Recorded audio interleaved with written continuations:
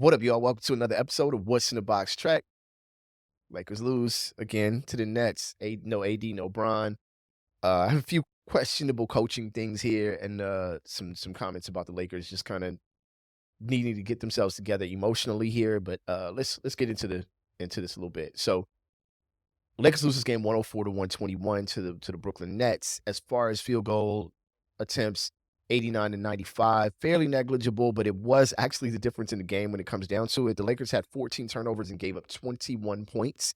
The Nets had 11 and gave up 11 points. Now, 14 turnovers, as we've talked about on this show, is not really a bad stat. 14 is about league average. You'll find 14 turnovers somewhere between, ninth place and 16th place in turnovers in the league, right? But it's the points that were given up here.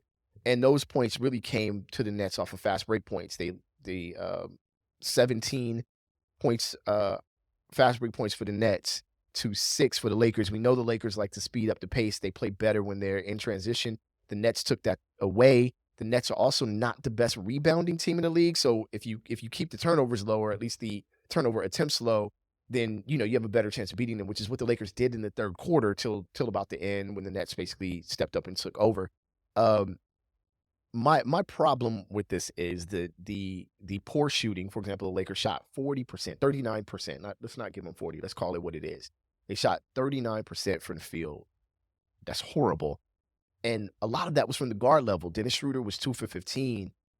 Pat Bev was 1 for 8. Russell Westbrook was 5 for 15. I mean, Lonnie Walker 4 for 9, which is not bad at all. But either way, like the guard level was taking the bulk of the shots and playing poorly. I don't understand against a Brooklyn team that struggles with size. Big shout out to that kid D Sharp from the Nets. He played really well.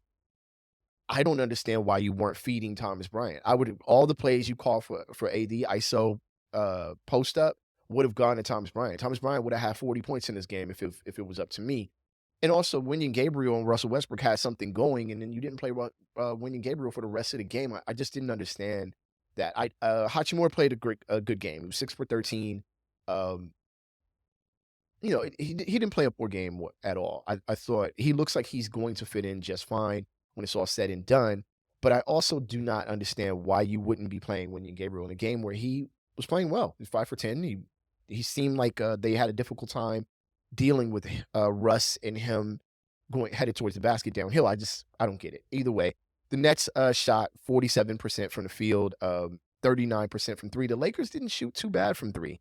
Actually, the Lakers shot 29 3-pointers, which is around the average that they shoot, and they shot 38%. So the three-pointer didn't take the Lakers out of the game. 11 threes is nice. 33 points off of threes is nice. The Nets did have a little more. They shoot threes by volume. The Lakers are not a team that is with the times as far as volume threes. The big thing about the league now and what is making these players look a little better at the guard level than they really are, in my opinion, is the fact that it's just a volume of threes. Look, we're losing the game.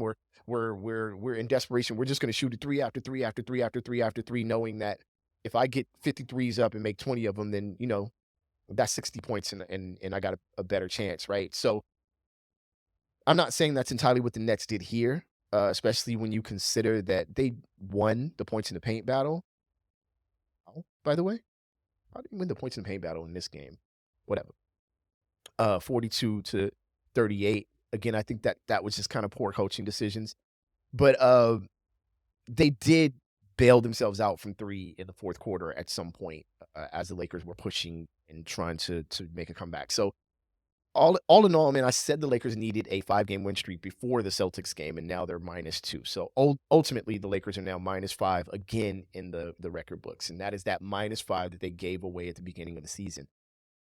Anything would have been better than -5. 1-4 would have been better at this point.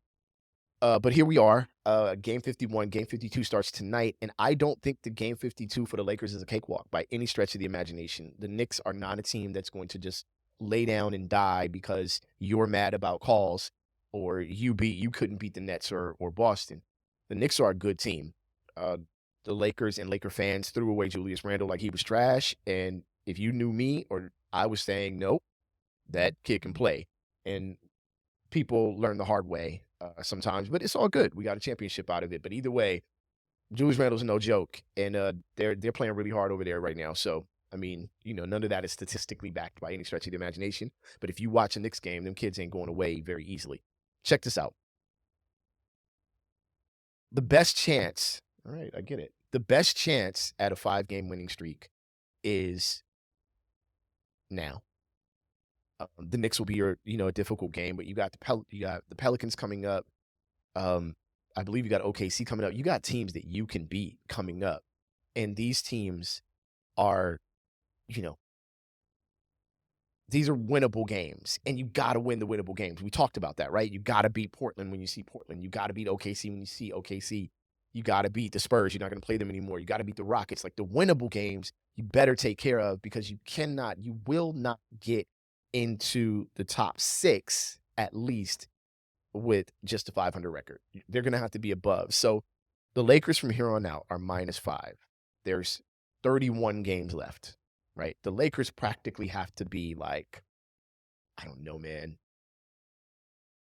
They got to be like 20 and 11 or something to that nature on the way out. 22 and 9 or something to that nature on the way out, which is tough, man. It's tough because the West is a conference that's not messing around. So I think that, the Lakers need to be better. We all know that, and it has to start tonight. No more games off, no more messing around. If you're a Laker fan, I told you guys the last 20, 30 games is where it's going to turn up, and this is where it is, right here, right now. So let's see how they do against the Knicks tonight.